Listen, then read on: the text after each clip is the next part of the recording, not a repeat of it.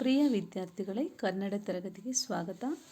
ಇವತ್ತಿನ ತರಗತಿಯಲ್ಲಿ ಪದ್ಯಪಾಠ 7 ಸಾರುತ್ತಿದೆ ಸೃಷ್ಟಿ ಈ ಪದ್ಯ ಭಾಗವನ್ನು ಅಧ್ಯಯನ ಮಾಡ್ತಾ ಹೋಗೋಣ. ಓಕೆ, ಮೊದಲಿಗೆ ಕೃತಿಕಾರರ ಪರಿಚಯ. ಪೇಜ್ ನಂಬರ್ 61-62 ಓಪನ್ ಮಾಡಿ. 62ನಲ್ಲಿ ಕೃತಿಕಾರರ ಪರಿಚಯದ ಬಗ್ಗೆ ನಾವು ಮೊದಲಿಗೆ ಅಭ್ಯಾಸವನ್ನು ಮಾಡೋಣ. ಈ ಪದ್ಯವನ್ನು ಬರೆದಿರ್ತಕ್ಕಂತಹ ಕವಿಯ ಹೆಸರು ಸಿದ್ದಯ್ಯ ಪುರಾಣಿಕ. ಇವರು 1918ರಲ್ಲಿ ಕೊಪ್ಪಳ ಜಿಲ್ಲೆಯ ಯಲಬುರ್ಗಾ ತಾಲೂಕಿನ ದ್ಯಾಂಪುರದಲ್ಲಿ ಜನಿಸ್ತಾರೆ. ಇವರು ಕಾವ್ಯಾನಂದ ಎಂಬ ಕಾವ್ಯನಾಮದಿಂದ ಪ್ರಸಿದ್ಧರಾಗಿದ್ದಾರೆ. ಹಾಗೆ IAS ಅಧಿಕಾರಿಯಾಗಿ ಈತ ಕರ್ನಾಟಕದಾದ್ಯಂತ ಕೆಲಸ ಕೂಡ ಮಾಡಿದ್ದಾರೆ. ತಮ್ಮ ಸೇವೆಯನ್ನು IAS ಅಧಿಕಾರಿಯಾಗಿ ಸೇವೆ ಸಲ್ಲಿಸಿದ್ದಾರೆ. ಹಾಗೆ ಇವರು ಕಾವ್ಯ, ನಾಟಕ, ಪ್ರಬಂಧ, ಜೀವನ ಚರಿತ್ರೆ ಮತ್ತು ವಚನಗಳನ್ನು ರಚಿಸಿದ್ದಾರೆ. ಹಾಗೆ ಇವರ ಶರಣ ಚರಿತಾಮೃತ ಕೃತಿಯ ಹೊಸಗನ್ನಡ ಗದ್ಯ ಸಾಹಿತ್ಯಕ್ಕೆ ದೊಡ್ಡ ಕೊಡುಗೆ ಜಲಪಾತ, ಕರುಣಾಶ್ರಾವಣ, ಮಾನಸ ಸರೋವರ, ಮೊದಲು ಮಾನವನಾಗು, ವಚನೋದ್ಯಾನ ಮುಂತಾದವು ಇವರ ಕವನ ಸಂಕಲನಗಳಾಗಿದ್ದಾವೆ. ಇವರಿಗೆ ಬಿಲ್ವಾರ ಎಂಬಂತಹ ಪ್ರಶಸ್ತಿ ಮತ್ತು ಕರ್ನಾಟಕ ರಾಜ್ಯ ಸಾಹಿತ್ಯ ಅಕಾಡೆಮಿ ಪ್ರಶಸ್ತಿ ಕೂಡ ಲಭಿಸಿದೆ. ಹಾಗೆ ಇವರು 1994ರಲ್ಲಿ ಮರಣವನ್ನು ಹೊಂದಿದ್ದಾರೆ. ಯಾರು? ಸಿದ್ದಯ್ಯ ಪುರಾಣಿಕರವರು. ಇವರು ಬರೆದಿರ್ತಕ್ಕಂತಹ ಈ ಒಂದು ಪದ್ಯ ಸಾರುತ್ತಿದೆ ಸೃಷ್ಟಿ. ಇದು ಪ್ರಕೃತಿಗೆ ಸಂಬಂಧಿಸಿದಂತಹ ಒಂದು ಪದ್ಯ. ಇದು ಪ್ರಕೃತಿ ಏನೆಲ್ಲ ವರದಾನಗಳನ್ನು ನಮಗೆ ಕೊಟ್ಟಿದೆ, ಅವುಗಳನ್ನು ನಾವು ಯಾವ ರೀತಿ ಮನುಷ್ಯನ ಗುಣ ಭಾವನೆಗಳಿಗೆ ಅವರು ಹೋಲಿಕೆಯನ್ನು ಮಾಡಿ ಈ ಪದ್ಯವನ್ನು ಬರಿತಾ ಹೋಗ್ತಾರೆ. ಈಗ ಪದ್ಯವನ್ನು ಮೊದಲಿಗೆ ಓದನ್ನು ಆಲಿಸ್ಕೊಳ್ಳಿ. ಅದೇ ರೀತಿ ನೀವು ಕೂಡ ಪ್ರಾಕ್ಟೀಸ್ ಮಾಡ್ಕೋಬೇಕು. ಮೊದಲಿಗೆ ಪದ್ಯಪಾಠ 7 ಸಾರುತ್ತಿದೆ ಸೃಷ್ಟಿ. ನೋಡಿ, ಫಸ್ಟ್ ಪ್ಯಾರ ಮೊದಲನೇ ಚರಣವನ್ನು ನೋಡೋಣ. ಹಣ್ಣಿನಲ್ಲಿ, ಬೆಣ್ಣೆಯಲ್ಲಿ, ಕೆನೆ ಮೊಸರು ಹಾಲಿನಲ್ಲಿ, ಕಂದದಲ್ಲಿ, ಜೇನಿನಲ್ಲಿ, ರಸಗಬ್ಬು ಬಾಳೆಯಲ್ಲಿ, ಎಳೆನೀರು ಹೊಳೆನೀರು ಹಾಲ್ದೆನೆಯ ಕಾಳಿನಲ್ಲಿ, ಸಾರುತ್ತಿದೆ ಸೃಷ್ಟಿ ಇದು ಸವಿಯಾಗಿ ನಿಂದು, ಸವಿಯಾಗು ಸವಿಯಾಗು ಸವಿಯಾಗು ಎಂದು. ಇದು ಇದರ ಭಾವಾರ್ಥವನ್ನು ತಿಳ್ಕೊಳ್ಳೋಣ. ಇಲ್ಲಿ ಕವಿ ಏನಪ್ಪ ಹೇಳ್ತಾರೆ ಅಂತ ಹೇಳಿದರೆ, ನಿಸರ್ಗ ಅಂದರೆ ಪ್ರಕೃತಿಯಲ್ಲಿ ಏನೆಲ್ಲ ಸಂದೇಶ ನಮಗೆ ಮನುಷ್ಯನಿಗೆ ಪ್ರಕೃತಿ ಕೊಡ್ತಾ ಇದೆ ಅನ್ನೋದನ್ನು ಈ ಮೊದಲನೇ ಪದ್ಯದಲ್ಲಿ ನಾವು ನೋಡ್ತಾ ಹೋಗ್ತೀವಿ.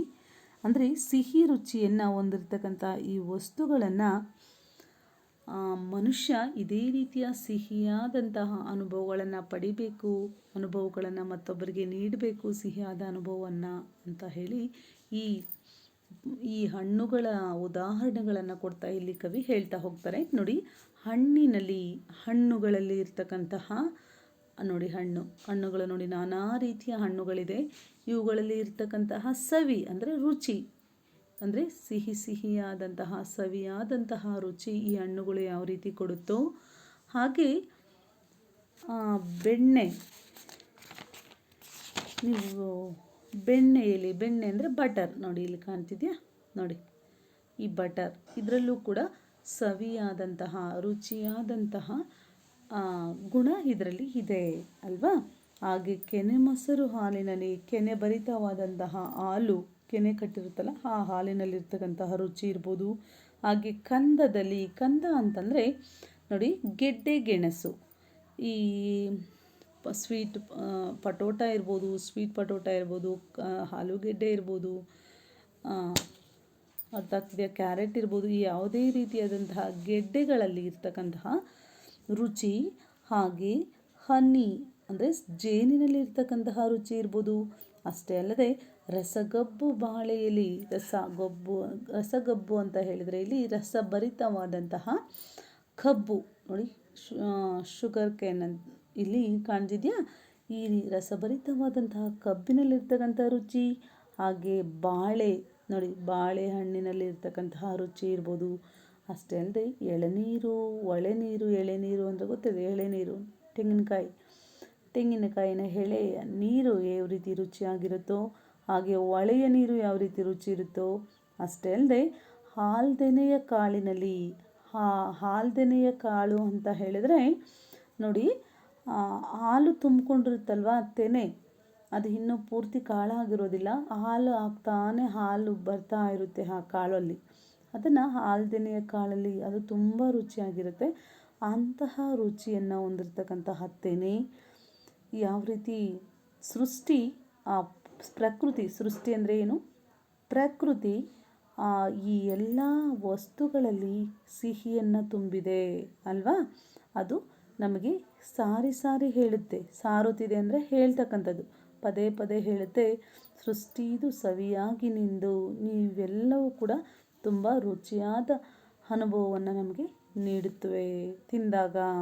ಹಾಗೆ ನೀನು ಕೂಡ ಸಿಹಿಯಾದಂತಹ ಅಂದರೆ ಒಳ್ಳೆಯ ರೀತಿಯಾದಂತಹ ಮನುಷ್ಯನಾಗು. ಯಾರಿಗೂ ಕೂಡ ಕಹಿಯನ್ನು ಉಣಿಸಬೇಡ, ಅಂದರೆ ಯಾರಿಗೂ ತೊಂದರೆ ಕೊಡಬೇಡ, ಉಪಕಾರಿಯಾಗಿ ಜೀವನದಲ್ಲಿ ಸಿಹಿಯಾದ ಅನುಭವವನ್ನು ನೀನು ನೀಡು ಅನ್ನೋದನ್ನು ಇಲ್ಲಿ ಕವಿ ಈ ಮೊದಲನೇ ಚರಣದಲ್ಲಿ ಹೇಳ್ತಾ ಹೋಗ್ತಾರೆ. ನೆಕ್ಸ್ಟ್ 2ನೇ ಚರಣ ನೋಡಿ. ತಾರೆಯಲ್ಲಿ, ಚಂದ್ರನಲ್ಲಿ, ಸೂರ್ಯನಲ್ಲಿ, ರತ್ನದಲ್ಲಿ, ಕಂಚಿನಲ್ಲಿ, ಮಿಂಚಿನಲ್ಲಿ, ಮುತ್ತಿನಲ್ಲಿ, ಚಿನ್ನದಲ್ಲಿ, ಜ್ಯೋತಿಯಲ್ಲಿ, ನಯನದಲ್ಲಿ, ಉಷಯ ಹೊಂಬಣ್ಣದಲ್ಲಿ ಸಾರುತ್ತಿದೆ ಸೃಷ್ಟಿ ಇದು ಚವಿಯಾಗಿ ನಿಂದು, ಚವಿಯಾಗು ಚವಿಯಾಗು ಚವಿಯಾಗು ಎಂದು.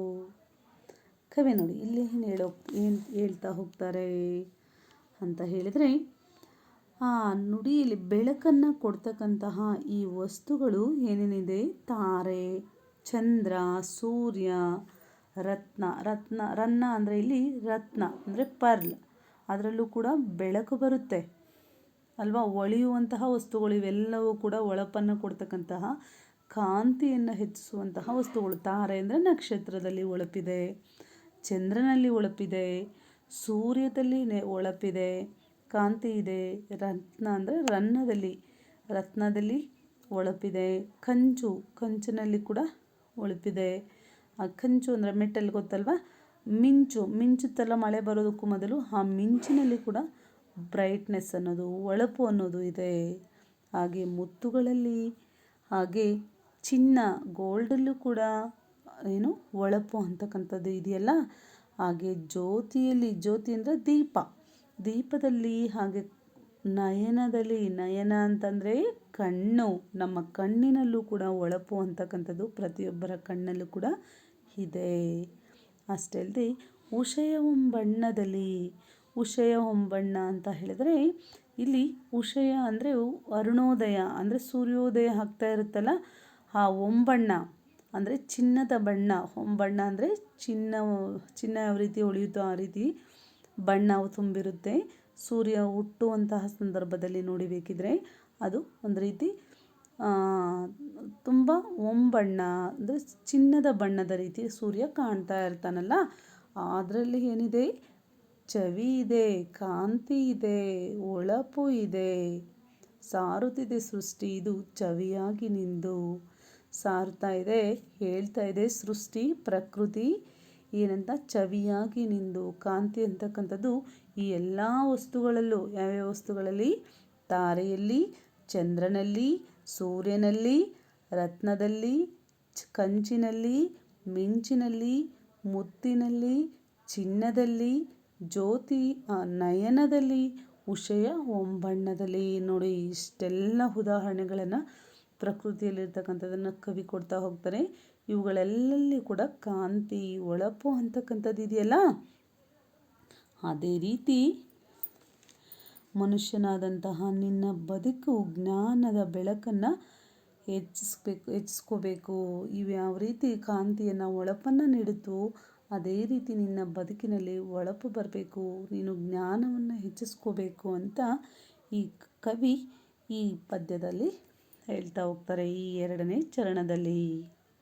ಓಕೆ, ನೆಕ್ಸ್ಟು ನೋಡಿ, ಇಲ್ಲಿ ಕಾಣ್ತಿದೆಯಾ, ಸೂರ್ಯ ಚಂದ್ರನಲ್ಲಿ ಯಾವ ರೀತಿ ಹೊಳಪು ಕಾಣುತ್ತೆ, ಇದು ಇಮೇಜಸ್. ಇದು ನೆಕ್ಸ್ಟ್ ನೋಡಿ, ಲಾಸ್ಟ್ ಕೊನೆಯ ಪ್ಯಾರ.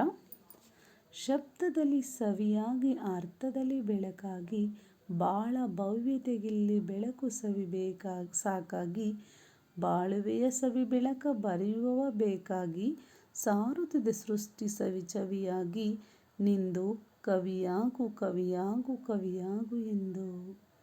ಇಲ್ಲಿ ಕೊನೆಯ ಪದದಲ್ಲಿ ಕವಿ ಹೇಳ್ತಾ ಹೋಗ್ತಾರೆ, ಸವಿಯಾದ ಗುಣಗಳನ್ನು ಹೊಂದಿರತಕ್ಕಂತಹ ಗುಣಗಳನ್ನು ರೂಢಿಸಿಕೊಂಡು ಕವಿ ಅರ್ಥಪೂರ್ಣವಾದಾಗಿ ಬರಿಬೇಕು. ಅಂದರೆ ಶಬ್ದದಲ್ಲಿ ಸವಿಯಾಗಿ, ಶಬ್ದದಲ್ಲಿ ರುಚಿಯಾಗಿ ಅಂದರೆ ಅರ್ಥಬದ್ಧವಾಗಿರಬೇಕು. ಅದು ಬೆಳಕಾಗಿ ಅಂದರೆ ಒಬ್ಬರಿಗೆ ಜ್ಞಾನವನ್ನು ನೀಡುವಂತಹ ಶಬ್ದಗಳನ್ನು ಕವಿ ಬಳಸಬೇಕು. ಕವಿಯಾದಂಥವನು ತನ್ನ ಕವಿತೆಯನ್ನು ಬರೆಯುವಂಥ ಸಂದರ್ಭದಲ್ಲಿ ರುಚಿಯಾದ ಅಂದರೆ ಇಷ್ಟಪಡುವಂತಹ ಪದಗಳನ್ನು ಅಂದರೆ ಅರ್ಥಬದ್ಧವಾದಂತಹ ಜ್ಞಾನಬದ್ಧವಾದಂತಹ ಪದಗಳನ್ನು ಬಳಸಬೇಕು. ಹಾಗೆ ಬಾಳ ಭವ್ಯತೆಗಿಲ್ಲಿ ಬೆಳಕು ಸವಿ ಸಾಕಾಗಿ, ಬಾಳ ಅಂದರೆ ಜೀವನದಲ್ಲಿ, ಭವ್ಯತೆ ಅಂದರೆ ಉನ್ನತೆಯತ್ತ ನಾವು ಜ್ಞಾನವನ್ನು ಬೆಳೆಸ್ಕೋಬೇಕಾದ್ರೆ ಹೆಚ್ಚು ಜ್ಞಾನವನ್ನು ಬೆಳೆಸ್ಕೊಳ್ಳುವಂತಹ ಸವಿ ಸಾಕಾಗಿ ಅಂದರೆ ಇಷ್ಟಪಡುವಂತಹ ರುಚಿಯಾದ ಅಂತ ಹೇಳಿದರೆ ಅರ್ಥಬದ್ಧವಾದಂತಹ ಶಬ್ದಗಳನ್ನು ಬಳಕೆ ಮಾಡ್ಕೋಬೇಕು. ಬಾಳುವೆಯ ಸವಿ ಬೆಳಕ ಬರೆಯುವ ಬೇಕಾಗಿ ನಮ್ಮ ಬಾಳುವೆ ನಮ್ಮ ಜೀವನವನ್ನು ಸವಿಯಾಗಿಸ್ಬೇಕು, ಸಿಹಿಯಾಗಿಸ್ಬೇಕು. ಅಂದರೆ ನಮ್ಮ ಹಸನಾಗಬೇಕು ನಮ್ಮ ಬದುಕು ಅಂತ ಹೇಳಿದರೆ ನೀನು ಬರೆಯುವಂತಹ ಪದಗಳು ಅರ್ಥಬದ್ಧವಾಗಿ ಜ್ಞಾನಬದ್ಧವಾಗಿ ಇರಬೇಕು, ಜ್ಞಾನವನ್ನು ನೀಡುವಂತಹ ಪದಗಳಾಗಿರಬೇಕು ಅಂತ ಹೇಳಿ ಇಲ್ಲಿ ಕವಿ ಸಾರುತ್ತಿದೆ ಸೃಷ್ಟಿ ಸವಿಚವಿಯಾಗಿ ನಿಂದು. ಆ ಪ್ರಕೃತಿ ಹೇಳ್ತಾ ಇದೆ, ನಿನ್ನ ಜೀವನ ರುಚಿಯಾಗಿ, ಚವಿ ಅಂದರೆ ಕಾಂತಿಯುತವಾಗಿ ಅಂದರೆ ಹೊಳಪು ಭರಿತವಾಗಿ ನಿಂದು, ನೀನು ಕವಿಯಾಗು ಕವಿಯಾಗು ಎಂದು. ಈ ರೀತಿಯಾದಂತಹ ಅರ್ಥಬದ್ಧವಾದಂತಹ ಬದುಕನ್ನು ರೂಪಿಸ್ಕೊಳ್ಳುವಂತಹ ಶಬ್ದಗಳು ಅಂದರೆ ಅರ್ಥಬದ್ಧವಾದಂತಹ ಶಬ್ದಗಳು, ಜ್ಞಾನ ನೀಡುವಂತಹ ತಿಳುವಳಿಕೆ ನೀಡುವಂತಹ ಶಬ್ದಗಳನ್ನು ಬಳಸಿ ಕವಿತೆಯನ್ನು ಬರೀಬೇಕು ಅಂತ ಹೇಳಿ ಇಲ್ಲಿ ಕವಿ ಹೇಳ್ತಾ ಹೋಗ್ತಾನೆ. ಅಂದರೆ ಇಲ್ಲಿ ಸವಿಯಾದಂತಹ ಗುಣವನ್ನು ರೂಢಿಸ್ಕೊಂಡು ಅರ್ಥಪೂರ್ಣವಾಗಿ ಬರೆಯುವಂತಹ ಕವಿಯಾಗು ಅಂತ ಹೇಳಿ ಇಲ್ಲಿ ಆಶಿಸ್ತಾನೆ, ಆಶೀರ್ವಾದವನ್ನು ಮಾಡ್ತಾ ಹೋಗ್ತಾ ಇದ್ದಾರೆ. ಇಷ್ಟು ಈ 3 ಚರಣಗಳ ಅರ್ಥ ಆಯ್ತಾ ಮಕ್ಕಳೇ? ಇನ್ನು ನೋಡಿ, ಮೊದಲನೇ ಪದ್ಯದಲ್ಲಿ ಬಂದು ಕವಿ ತನ್ನ ಸವಿತನ ರುಚಿತನವನ್ನು ಯಾವ ರೀತಿ ಹಣ್ಣುಗಳಲ್ಲಿ ಯಾವ ಈ ರೀತಿಯ ಎಲ್ಲ ವಸ್ತುಗಳಲ್ಲಿ ಯಾವ ರೀತಿ ತುಂಬಿದೆಯೋ ಅದೇ ರೀತಿ ನಿಮ್ಮ ಜೀವನವನ್ನು ಸಿಹಿ ರೂಪದಲ್ಲಿ ರೂಢಿಸ್ಕೋಬೇಕು. ಅಂದರೆ ಸಮಾಜದಲ್ಲಿ ಸುಖವಾಗಿ ಒಬ್ಬರಿಗೆ ಸಹಾಯಪೂರ್ವಕವಾಗಿ ಇರಬೇಕು ಅನ್ನೋದನ್ನು ಇಲ್ಲಿ ಹೇಳ್ತಾನೆ. ಹಾಗೆ ಎರಡನೆಯ ಪದ್ಯದಲ್ಲಿ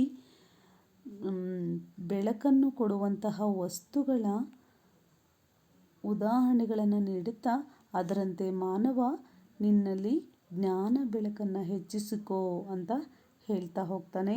ಹಾಗೆ ಕೊನೆಯ ಪದ್ಯವಾದಂತಹ ಪದ್ಯದಲ್ಲಿ ನುಡಿಯಲ್ಲಿ ಸವಿಯಾಗಿ ಗುಣಗಳನ್ನು ರೂಢಿಸಿಕೊಂಡು ಅರ್ಥಪೂರ್ಣವಾಗಿ ಬರಿಬೇಕು ಎಂಬುದನ್ನು ಕವಿ ಇಲ್ಲಿ ಹೇಳ್ತಾ ಹೋಗ್ತಾರೆ. ಕವಿ ಯಾವ ರೀತಿ ಇರಬೇಕು, ಯಾವ ರೀತಿ ಶಬ್ದಗಳನ್ನು ಬಳಸಿ ಕವಿತೆಯನ್ನು ಬರಿಬೇಕು ಅನ್ನೋದನ್ನು ಇಲ್ಲಿ ಕವಿ ಹೇಳ್ತಾ ಹೋಗ್ತಾನೆ. ಇಷ್ಟು ಈ ಪದ್ಯ ಭಾಗದ ಭಾವಾರ್ಥ. ಅರ್ಥ ಆಗಿದೆ ಅಂದ್ಕೊಂಡಿದ್ದೀನಿ ಮಕ್ಕಳೇ. ಇದಕ್ಕೆ ನೋಟ್ಸನ್ನು ಕೂಡ ನಿಮಗೆ ಸೆಂಡ್ ಮಾಡಿದ್ದೇನೆ, ಬರೆದು ಪ್ರಾಕ್ಟೀಸ್ ಮಾಡ್ಕೊಳ್ಳಿ. ಧನ್ಯವಾದಗಳು.